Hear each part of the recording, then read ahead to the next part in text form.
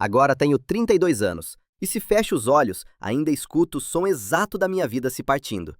Não foi um grito, não foi uma batida dramática. Foi um estalo úmido, elétrico, como um craque que fica preso nos dentes. Muito tempo depois, acabei comprando a propriedade dos meus pais em um leilão, e os tirei, literalmente, do gramado que juravam que sempre seria deles. Mas para entender como cheguei ali, preciso voltar ao momento em que entendi a verdade. Eu não tinha família. Eu tinha reféns. E eu passei a vida inteira interpretando o refém perfeito. Quando criança, eu era o filho de treinamento, aquele que aprende a não atrapalhar. Travis nasceu 4 anos depois, e desde esse dia eu me tornei transparente. Se ele quebrava algo, era porque é assim que as crianças são. Se eu reclamava, era porque eu era sensível demais. Se ele reprovava, arranjavam tutores para ele. Se eu tinha dificuldades, era porque eu não me esforçava. No ensino médio já estava claro. Eu pagava o que era meu, ele recebia o que era dele. Trabalhei em 3 empregos para custear a universidade. Turnos noturnos esfregando pisos em um diner. Fins de semana fazendo jardinagem carregando sacos de adubo. Tardes dando aulas particulares. Peguei empréstimos que vou pagar até os 40 anos. Livros usados, macarrão instantâneo quase todos os dias. Travis, por outro lado, estava na 3ª tentativa no Community College, com mamãe e papai pagando tudo. Mudava de curso, mudava de negócio, shakes de proteína, day trading, criptomoedas, dropshipping. Nada funcionava. Mas eles continuavam alimentando a fantasia. Eu ainda assim consegui. Concluí minha graduação em arquitetura paisagística. Um professor me disse que eu tinha talento de verdade. Fui aceito em um mestrado competitivo, apenas 15 vagas por ano. E durante 3 anos, economizei como um condenado para montar um computador. Escolhi cada componente, comparei preços, li avaliações, até adormecer com o celular na mão. Em um fim de semana, eu mesmo o montei. Quando ligou e iniciou, meus olhos se encheram de lágrimas. Aquela máquina era minha. Minha ferramenta, meu futuro. Minha tese consumiu 6 meses da minha vida. Design sustentável de parques urbanos para bairros de baixa renda. Plantas nativas, caminhos acessíveis, infraestrutura verde, espaços comunitários. Todas as noites, depois do trabalho, até o amanhecer. CAD, renders tridimensionais, especificações técnicas, análise de custos. O concurso Sterling era meu bilhete dourado. $15.000 e entrevistas garantidas em grandes escritórios. Meu orientador disse que eu tinha chances reais de ficar em primeiro lugar. Faltava 1 semana para defender a tese. 1 semana para me formar. 1 semana para entregar ao concurso. Tudo estava pronto. Era uma terça-feira, final de abril, 2 da tarde. Voltei da aula e senti o cheiro antes de abrir a porta. Plástico queimado. E aquele refrigerante verde fluorescente que Travis vivia tomando. Meu estômago despencou. Empurrei a porta e vi o desastre. Travis, meu irmão mais novo, tinha 29 anos, e a calma insolente de quem nunca paga consequências. Ah, você chegou! Ele estava no meu quarto com um taco de beisebol de alumínio. Meu gabinete estava jogado de lado, o painel de vidro em pedaços, e o refrigerante verde pingava pela grade de ventilação, infiltrando-se dentro do gabinete. Dava para ouvir o pop, crack, sss, dos circuitos morrendo. O ar cheirava a eletricidade queimada e refrigerante barato. Eu precisava que você me levasse ao shopping. Tenho um encontro com a Brittany. O que você fez com o meu computador? Eu te pedi com educação. Você disse que estava ocupado. E olha, agora você não está mais ocupado. Problema resolvido. Dei um passo à frente. O vidro estalou sob minhas botas. Olhei para o monitor. Dobrado, como se alguém o tivesse chutado com raiva. Preto. Morto. Toquei o botão de ligar do gabinete por pura negação. Nada. Nem luzes, nem ventiladores, nenhum som de inicialização. Apenas silêncio e aquele cheiro de plástico derretido. Minha tese está aí. 6 meses de trabalho. 8 dias para entregar ao Sterling. 8. Ah, por favor, não haja como se fosse o fim do mundo. Então ouvi vozes na sala. Uma risada leve, como de visita agradável. Minha mãe apareceu primeiro, como se tivesse vindo tomar café, usando as chaves de emergência do meu apartamento. Eu as dei anos atrás para o caso de algo real acontecer. Ryan, filho, que cara é essa? Atrás dela, meu pai preencheu o vão da porta com seu corpo grande, aquela postura de eu mando aqui que ele sempre vestia. O que está acontecendo agora? Eu esperei que minha mãe gritasse, que percebesse, que visse o taco na mão de Travis e a fumaça invisível saindo do gabinete. Mas ela apenas suspirou, longo, cansado, como se quem estivesse exagerando fosse eu. Não seja tão dramático. É só um aparelho. Não é só um aparelho. Custou $3.000. Minha formatura depende disso. Minha tese está aí. Todo o projeto do concurso está aí. $3.000 por uma caixa de videogame? Meu pai soltou uma risada grave, como se tivesse vencido uma discussão. Eu te disse, jogando dinheiro fora. Se tivesse economizado para uma casa ou para algo útil, não estaria choramingando. Não é para videogame, é minha ferramenta de trabalho. Eu projeto parques, espaços públicos.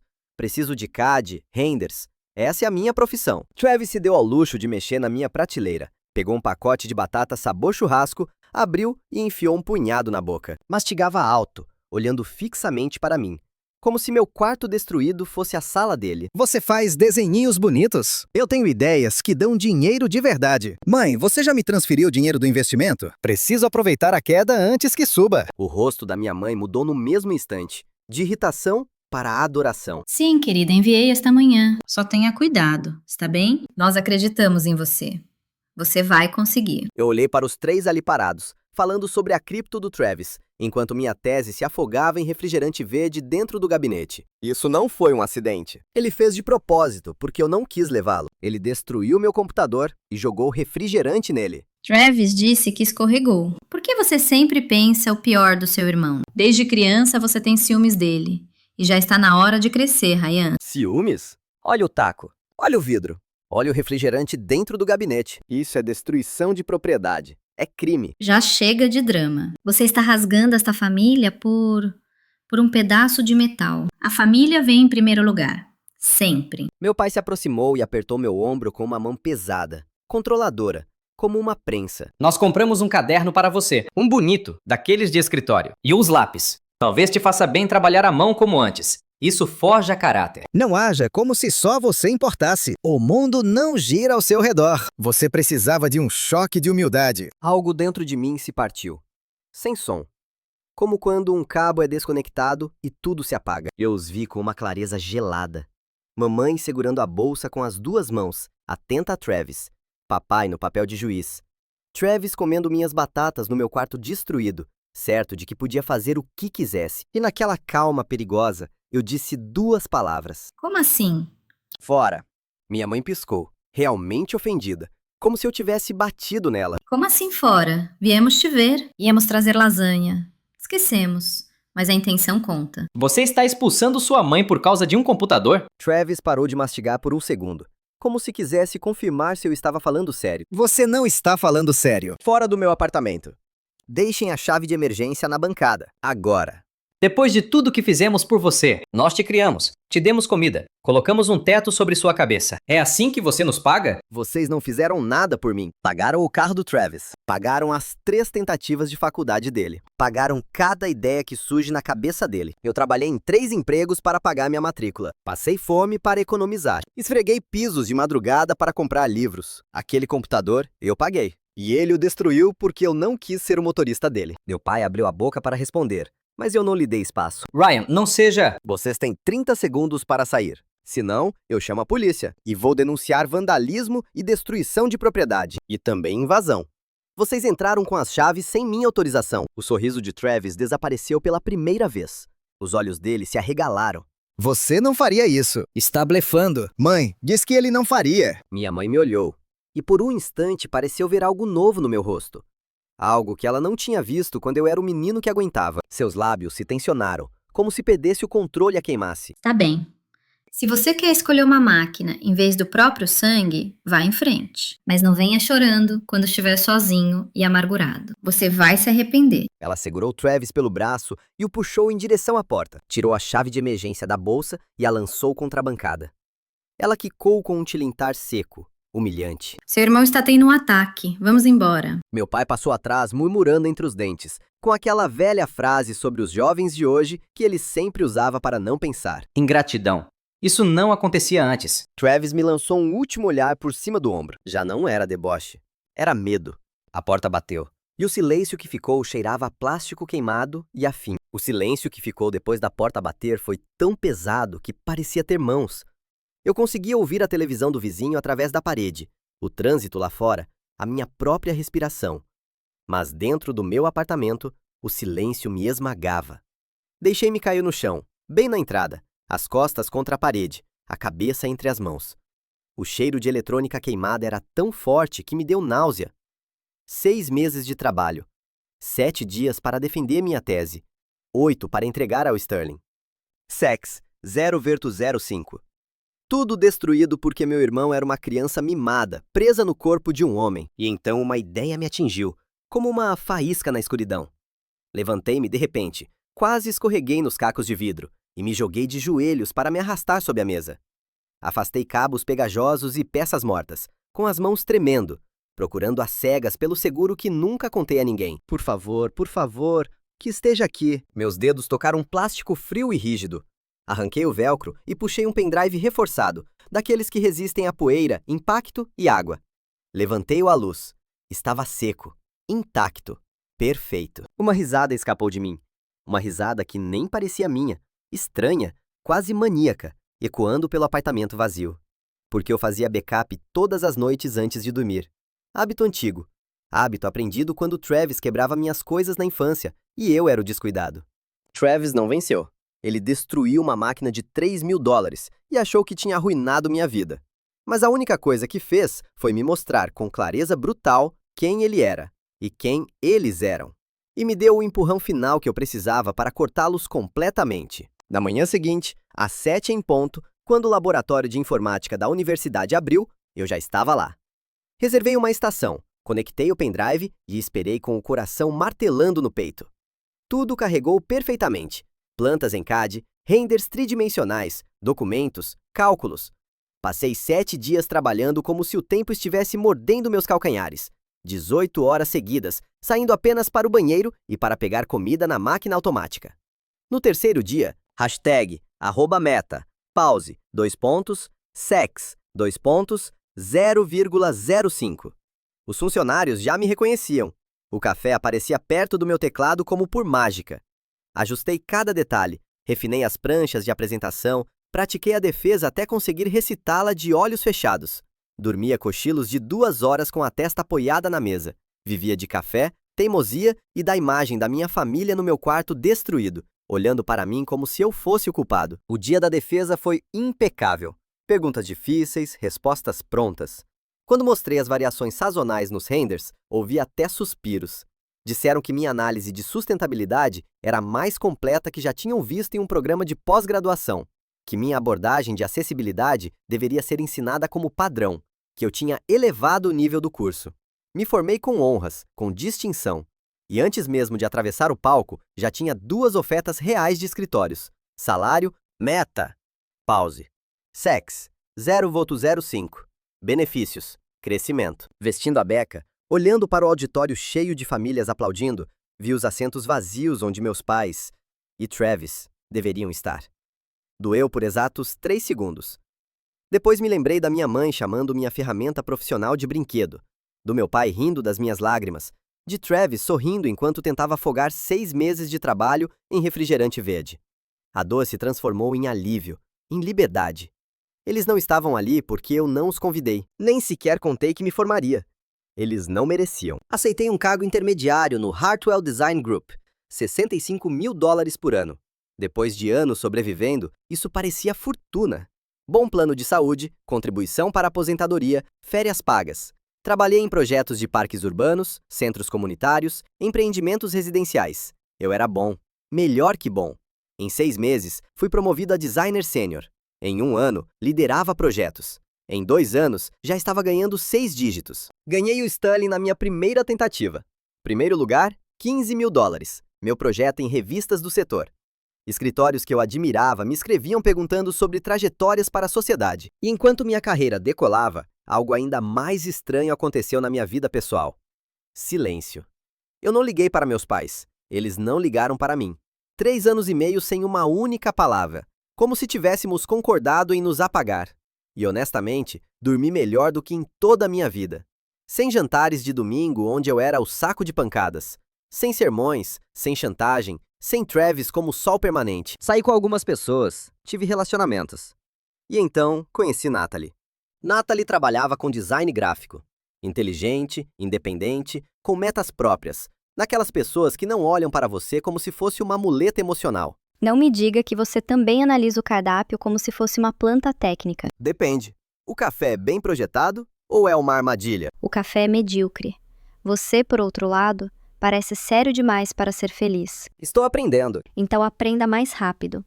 Você tem cara de quem esquece de comer quando fica obcecado. Isso. Acontece comigo. Então hoje não. Hoje você come. Gostei que ela não me pedisse explicações para existir. Gostei que tivesse o próprio mundo. Ficamos sérios. 1 ano depois, fomos morar juntos. Adotamos um cachorro resgatado. A vida ficou estável, saudável, normal. E eu não entendia o quanto precisava disso até ter. Numa noite, 3 anos e meio depois de expulsar minha família do meu apartamento, meu telefone tocou. Número desconhecido. Quase ignorei. Algo me fez atender. Era meu avô, o pai do meu pai. Quando eu era criança, éramos próximos, mas depois do desastre com meus pais, pedi contato com quase toda a família estendida. Ryan, é o seu avô. Vovô, está tudo bem? Não vou adoçar, filho. Não. Preciso te ver. Um café. Há algo importante que preciso falar com você. Diga onde. Eu vou. Nos encontramos 2 dias depois em uma cafeteria perto da casa dele. Quando entrou, meu peito apertou. Mais magro, mais frágil, movendo-se devagar. Pediu café preto e torta de maçã, e foi direto ao ponto como sempre. Estou doente, Ryan. Câncer de pulmão, estágio 4. Me deram 6 meses, com sorte. Não, isso não pode ser. Pode sim. E por isso, estou colocando meus assuntos em ordem. Vou mudar meu testamento. Mudar como? A casa de Cedar Lake, a que construí com minhas próprias mãos nos anos 70. 3 acres, pinheiros, pier privado, lareira de pedra, pisos de madeira. Hoje, vale cerca de 1 milhão. Essa casa sempre seria do meu pai. Séria. Não é mais. Quero que seja sua. Vovô, por quê? Porque falei com seu pai há 1 mês. Perguntei como você estava. E ele me contou uma história nojenta. Já imagino qual. Disse que você enlouqueceu. Que inventou que Travis destruiu suas coisas por nada. Que cortou a família porque não suporta que Travis seja mais bem-sucedido. Que você é ciumento, instável. Que não mantém emprego nem relacionamento. Mentiras. Eu sei. Vivi com seu pai anos suficientes para saber como ele funciona. E além disso, eu me lembro de quem você era. Lembro de Travis quebrando suas coisas quando vocês eram crianças. E de você ser culpado por ser descuidado. Então liguei para sua tia, para alguns primos e descobri a verdade. E o que disseram? Que Travis destruiu o computador da sua tese antes da formatura. Que seus pais riram de você. Que você os expulsou. Que você se formou com honras e construiu uma carreira de verdade. E que Travis continua pulando de esquema em esquema, esperando enriquecer rápido. Fiquei olhando para o café como se tivesse perdido o idioma. Não sei o que dizer. Diga assim, porque meu filho falhou como pai, Ryan. Criou um homem que não distingue o que importa. Escolheu o favorito e deixou que o menino de ouro destruísse o bom. Eu quero que você tenha algo sólido, algo que ninguém possa tirar de você. Essa casa é segurança, é chão firme. Está bem. Se é isso que você quer, eu aceito. Era isso que eu queria ouvir. 3 meses depois, meu avô morreu em paz, dormindo, disse a enfermeira do hospício. O funeral foi tenso. Meu pai caminhava como se já estivesse contando dinheiro. Eu o ouvi dizer que venderia Cedar Lake, que dividiria o valor com Travis, 60-40, para financiar sua nova grande ideia, um aplicativo que desta vez faria milhões. A leitura do testamento foi na semana seguinte. Cheguei com meu terno de trabalho, cinza escuro, profissional. Eles já estavam lá, minha mãe vestida como para uma festa, Travis com camiseta estampada e um buraco na axila, meu pai com um sorriso de vitória antecipada.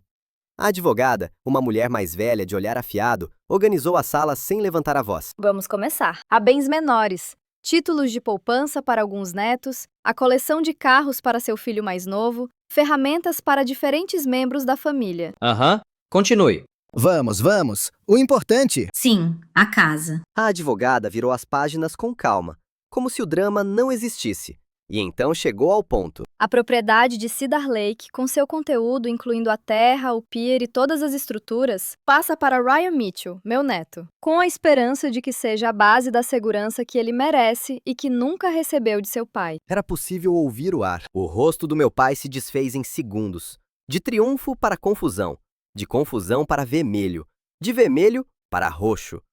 Levantou-se tão rápido que a cadeira tombou e bateu no chão. Isso é inválido. Meu pai não estava bem no final. Você o manipulou, Ryan. Você o colocou contra mim. Deve ter mentido sobre Travis e aquele computador. Você sempre foi um mentiroso. Senhor Mitchell, comporte-se. Seu pai foi avaliado por 2 médicos independentes antes de assinar o documento. Ambos confirmaram plena capacidade mental. O testamento está notarizado, testemunhado e devidamente registrado. É juridicamente sólido. A propriedade pertence ao senhor Ryan Mitchell. Não há nada a discutir. Você é uma cobra. Roubou minha herança. O vovô me prometeu aquela casa. Como você pode fazer isso com sua própria família? Que tipo de pessoa você é? Eu vou contestar.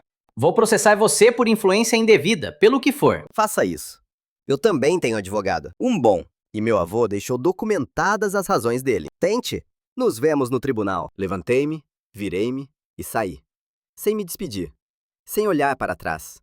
Deixando os 3 sentados com sua raiva, seu teatro e uma advogada que não iria salvá-los. Quando voltei para Cedar Lake, a casa era ainda mais bonita do que eu lembrava da infância.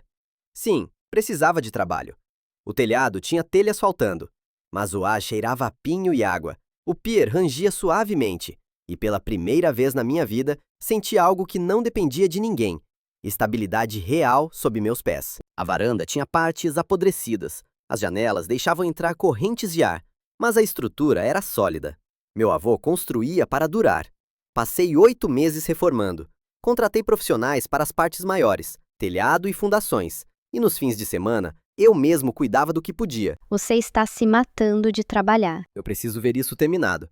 Preciso que pareça limpo. Então hoje você não toca em ferramentas. Hoje você escolhe as cores comigo. Isso soa mais perigoso que o telhado. Ah, por favor. Branco quente, cinza suave, madeira restaurada. Confia. Tiramos o papel de parede antigo. Pintamos tudo em brancos limpos e cinzas suaves. Polimos os pisos até brilharem. Renovamos a cozinha com eletrodomésticos novos e quartzo. Trocamos todas as janelas por modelos eficientes e construí uma nova varanda com material composto que não apodrece. Olha essa luz com a parede já pintada. Parece outra casa. Parece uma casa de verdade. Ficou como de revista. E mesmo assim, não era para eu ficar com ela como casa de descanso com Natalie. Eu tinha outro plano. Nesses mesmos meses, meus pais me escreveram uma única vez. Uma mensagem do número da minha mãe, direta, sem cumprimento longo. Precisavam de ajuda financeira. Diziam que o negócio de construção do meu pai afundou, que ele fez uma segunda hipoteca para sustentá-lo e uma terceira para financiar o último negócio do Travis, uma caixa de assinatura para homens. Travis não pesquisou o mercado, não planejou logística, não fez cálculos. Apenas gastou $60.000 em estoque e em um site, esperando que os clientes aparecessem por mágica. Eles não apareceram. A mensagem pedia $80.000 para regularizar as dívidas e evitar a execução. E terminava com o de sempre. Era meu dever como filho, a família se mantém unida. Essa era a minha oportunidade de ser o mais velho responsável. E afinal, eu tinha uma propriedade de quase 1 milhão. Ela escreveu para exigir? Para ditar. E o que você fez? Tirei captura de tela e guardei. Onde? Em uma pasta chamada Provas. Ótimo. Que tudo fique registrado. Eu não respondi. 2 meses depois, o banco executou a hipoteca. Eles perderam a casa. Mudaram-se para um apartamento pequeno de 2 quartos, com o que coube no carro do Travis e em uma caminhonete alugada. Travis foi morar com eles porque a namorada o expulsou quando ele gastou o dinheiro do aluguel dela em mais estoque para outro fracasso. Fiquei sabendo pela minha tia. Ela disse que eles contavam para qualquer um que quisesse ouvir que eu herdei uma propriedade enorme e ainda assim me recusei a ajudá-los. Que eu os cortei por rancor. Vítimas perfeitas, segundo eles. Que digam o que quiserem. Não. Que digam o que precisarem para conseguir dormir. O que eles não sabiam era o seguinte. Eu comprei a casa deles executada no leilão. Fiz isso com uma empresa de fachada, legal e anônima, criada só para isso. Miller Property Holdings LLC. Paguei à vista, abaixo do valor de mercado, porque era execução e precisava de reforma. Tudo passou por advogados e despachantes. Eles nunca viram meu nome. E você não contou? Não. Que vivam com o que plantaram. E você? Continua construindo. Exatamente. Enquanto eu seguia com minha carreira e com a casa do meu avô, veio a ligação que transformou minha ideia em algo maior. Era de uma organização onde eu fazia voluntariado, Foundation for Family Financial Abuse Survivors. Eles ajudavam jovens explorados pela própria família, Fundos universitários roubados, salários confiscados, cartões abertos em seus nomes, empréstimos assinados à força, identidades roubadas. A diretora me explicou a maior lacuna: moradia segura. O lugar para viver enquanto consertavam o crédito, aprendiam finanças, conseguiam emprego e recebiam terapia. Eles estavam há 2 anos procurando uma propriedade e não encontravam nada acessível. Ela me perguntou se eu conhecia alguém que doasse uma casa ou financiasse uma compra. Acho que conheço alguém. Ryan, Eu sei. é o seu plano? É o plano que eu sempre quis ter quando era criança. Então faça. E faça direito. 2 semanas depois, assinei os papéis. A casa do meu avô passou oficialmente para o Miller Haven Trust, uma organização sem fins lucrativos que criei para isso. Moradia gratuita para 6 jovens por vez, estadias de 6 meses renováveis, capacitação profissional com negócios locais, educação financeira, reparação de crédito, apoio psicológico. A inauguração ficou marcada para um sábado de junho. Céu limpo, temperatura perfeita. Havia imprensa local, vereadores, doadores, líderes comunitários. Minha foto saiu no jornal e uma emissora enviou uma repórter. Plantamos jardins com espécies nativas, montamos uma oficina na antiga garagem para ensinar ofícios, criamos uma sala de computadores para currículos e candidaturas a emprego, mobiliamos cada quarto, abastecemos a cozinha. Não era um projeto, era um lar. Naquela manhã, eu estava colocando cadeiras no gramado, programas apoiados nos braços, quando um sedã enferrujado entrou pela entrada. Meu estômago afundou. Eu conhecia aquele carro. Desceram minha mãe, meu pai e Travis. Pareciam desgastados. Meu pai mais pesado, minha mãe mais dura, com linhas profundas ao redor da boca. Travis com roupas amassadas, manchadas, cabelo oleoso. Subiram devagar, olhando a propriedade como se o mundo não fizesse sentido. Ryan, querido, que surpresa ver você aqui. Natalie apareceu ao meu lado e segurou minha mão.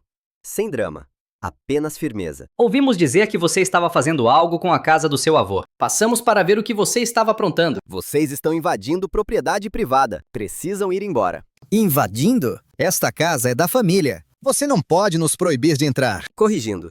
Isto pertence ao Miller Haven Trust. E não é a casa do vovô há quase 1 ano. E vocês não são minha família. Minha mãe deu um passo à frente e seus olhos se encheram de lágrimas instantaneamente, como se tivesse um interruptor escondido. Ryan, nós pagamos. Nós sofremos. Estamos em um apartamento pequeno. Mal comemos direito. É assim que você vai nos deixar? Depois de tudo que fizemos por você? Parece um problema de orçamento. Talvez devessem ter planejado melhor. Você não pode falar comigo assim. Eu te dei a vida. Eu te carreguei no meu corpo. Aquela casa onde você cresceu, nós a perdemos. Você se lembra do seu quarto? Do seu aniversário ali? Ajude-nos. Nem que seja desta vez. Meu pai ajustou o cinto, estufou o peito, como se a vergonha não existisse. Nós já te perdoamos. Por tudo. Já entendemos que a família é mais importante que o orgulho. Estamos prontos para começar de novo. Para curar. Travis nem olhava para meu rosto. Olhava para a casa. Olha, é simples. Você tem dinheiro, tem espaço. Deixa a gente ficar aqui um tempo, está bem? Eu cuido do lugar. Minha mãe cozinha e limpa. Sai de graça pra você. É o mínimo. Sim, sim. Seremos os cuidadores. A família cuidando da família. Olhei para os 3 e foi como olhar uma foto antiga sem cor. Não havia mudança. Não havia arrependimento.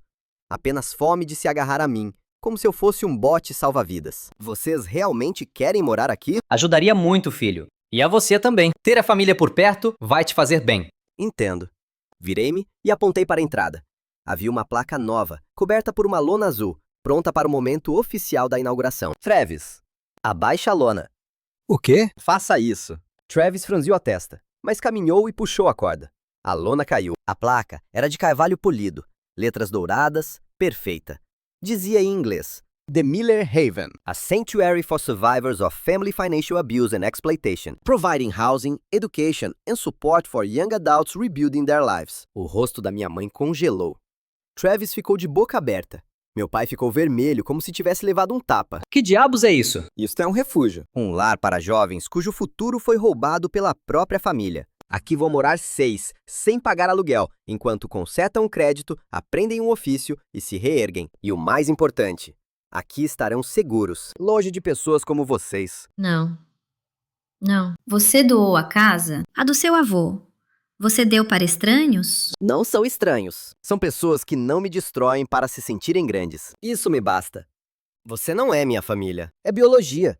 Nada mais. Você está doente. Fez isso para nos atingir. Jogou 1 milhão fora por rancor. Você é um psicopata. Se importa mais com estranhos do que com seu próprio sangue. Eu não fiz isso por vocês. Fiz pelo próximo garoto que tiver o computador da tese destruído por inveja. Pela próxima garota que tiver o fundo universitário esvaziado. Pelo próximo que acordar com o crédito arruinado pela própria gente. Eu construí a rede de segurança que me negaram. O ar ficou imóvel. Pássaros nos pinheiros. Água batendo no pier. Um carro passou ao longe. E mesmo assim, no nosso círculo, tudo parecia morto. Agora saiam da minha propriedade, antes que eu chame a polícia. E desta vez, eu apresento queixa. Cada acusação cabível. Eles não gritaram mais. Não discutiram. Murcharam, como se a realidade tivesse arrancado o ar deles. Não havia herança. Não havia resgate.